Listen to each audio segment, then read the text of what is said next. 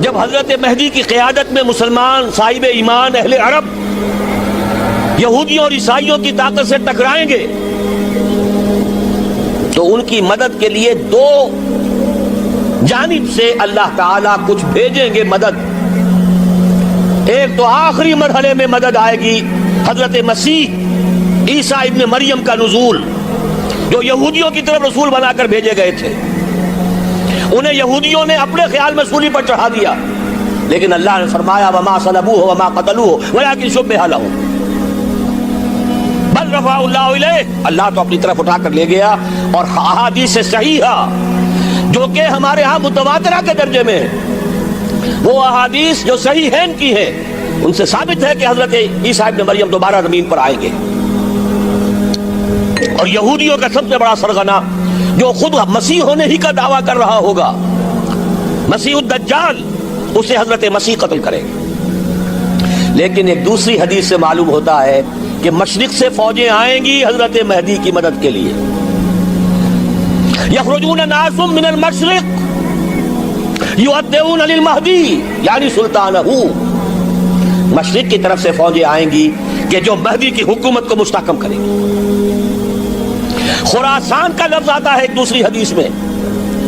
خراسان سے سہ عالم چلیں گے، انہیں کوئی نہیں روک سکے گا یہاں تک کہ وہ یروشلم میں جا کر رسم ہو جائیں گے. اور حضور کے زمانے میں اچھی طرح سمجھ لیجئے،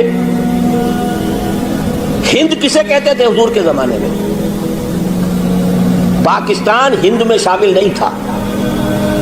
سندھ و ہند، سندھ ایک مکمل ملک تھا، ہند اس کے بعد شروع ہوتا تھا. یہ راجپوتانے کا اور تھر کا ڈیزرٹ جو ہے، اس سے آگے جو ہندوستان ہے وہ ہند تھا. یہ جو ہمارا پاکستان ہے یہ ہمیشہ ہند میں شامل نہیں رہا. حضور کے زمانے میں بالخصوص سندھ و ہند، دریائے سندھ چلا آ رہا ہے. یہ ساری ٹریبیوٹریز جو پنجاب کے اندر اس کی ہیں، یہ سب ایک علیحدہ ملک ہے جو اس زمانے میں سندھ کہلاتا تھا. اور نمبر 2 یاد کیجئے، اس زمانے میں خراسان ایک علاقہ تھا جس میں موجودہ افغانستان کا 2/3، تھوڑا سا حصہ ایران کا، اور جہاں تک میں تحقیق کر سکا ہوں آج تک پاکستان کا بھی علاقہ، خاص طور پر مالاکنڈ ڈویژن جو اس خراسان میں شامل ہے. خراسان سے سہ عالم چلیں گے جو جا کر یروشلم میں نصب ہوں گے. یہاں بھی ایک نقطہ نوٹ کر لیجئے، پہلے بھی یروشلم ہم سے چھینا تھا. کس نے چھینا تھا؟ عیسائیوں نے، کروسیڈرز. واپس کون لیا؟ کس نے لیا؟ عربوں میں دم نہیں تھا، عرب عیاشیوں کی وجہ سے کھوکھلے ہو چکے تھے. واپس لینے والا صلاح الدین ایوبی، کرد خون.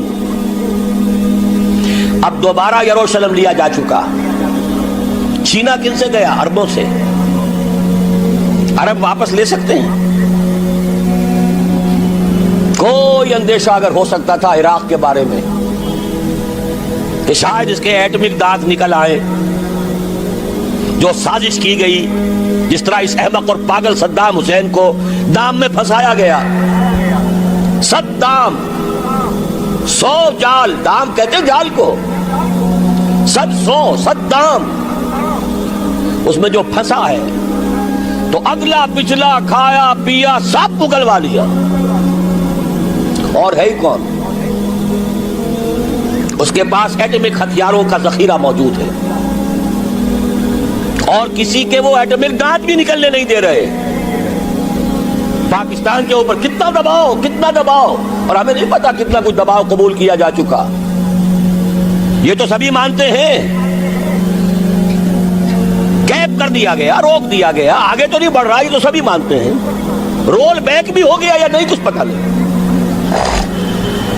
لیکن کسی صورت یہ نہیں تسلیم کریں گے، قبول کریں گے کہ کسی مسلمان ملک کے پاس ایٹم بم آ جائے. یہودیوں کے پاس ذخیرہ موجود، سب جانتے ہیں. بہرحال یہ جان لیجئے، اس علاقے سے امید ہوتی ہے سندھ اور خراسان. حالات بہت خراب ہیں ہمارے، اور حالات بہت خراب ہیں افغانستان کے بھی، لیکن حالات کے بدلتے اللہ تعالیٰ کی مشیت کے تحت دیر نہیں لگا کرتی. سیرت نبوی میں مجھے نظر آتا ہے سن 10 میں 10 نبوی ہجرت سے 3 سال پہلے 2.5 سال پہلے کہیں سے کوئی امید کی کرن نظر نہیں آتی تھی کہ عرب میں اسلامی حکومت قائم ہو جائے گی. 10 برس ہو چکے محمد الرسول اللہ کو دعوت دیتے ہوئے اور ابھی تک بمشکل 125 آدمی ہے. اپنے بل پر اپنے طاقت پر مکے میں رہ بھی نہیں سکتے. کیسے ہو جائے گا؟ کہاں سے ہو جائے گا؟ میں آج پوچھتا ہوں کوئی شخص بتائے کہیں سے کوئی امید کی کرن اس وقت نظر آتی ہے؟ اس ماحول میں لے جائیے. اگلے 3 سال میں کیا ہو گیا؟ پہلے سال 6، اگلے سال 12، اس سے اگلے سال 72 اور بیعت عقبہ ثانیہ ہجرت، اور وہاں سے اب حضور کی طرف سے انیشیٹ شروع ہو گیا انیشیٹو. تو ہم نہیں کہہ سکتے اللہ تعالیٰ کی قدرت، اللہ کی مشیت. یہ یقین ہے کہ دنیا کے خاتمے سے پہلے نظام خلافت قائم ہوگا اور تمام دنیا میں ہوگا.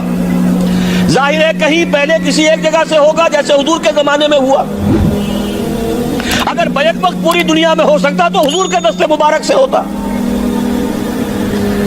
اگر حضور کے دست مبارک سے بھی ایک ملک میں ہوا، جزیرہ نما عرب میں ہوا، پھر حضور کے امتی ہیں نا، ابو بکر ہے، عمر ہے، عثمان ہے، صحابہ کرام کی فوجیں نکلی ہیں، امتی ہیں، امتیوں کے ہاتھوں اس کی توسیع ہوئی. اب بھی یہی ہوگا، کسی ایک علاقے میں ہوگا. میرا گمان ہے، میں یہ یقین سے نہیں کہہ سکتا. گمان بھی میرا ان احادیث کی روشنی میں ہے جو میں نے آپ کو بتا دی اور موجود ہے اس کتابچے کے اندر. علامہ اقبال نے بھی انہی کے حوالے سے کئی کہا ہے، میرے عرب کو آئی ٹھنڈی ہوا جہاں سے، میرا وطن وہی ہے، میرا وطن وہی ہے. اس علاقے سے کچھ ہونے والا ہے اور ہوگا انشاءاللہ. میری زندگی میں نہ ہو، آپ کی زندگی میں نہ ہو، کوئی پرواہ نہیں. حضرت حمزہ تو شہید ہو گئے غزوہ احد میں. 5 سال کے بعد حضور مکے میں داخل ہوئے ہیں فاتح کی حیثیت سے.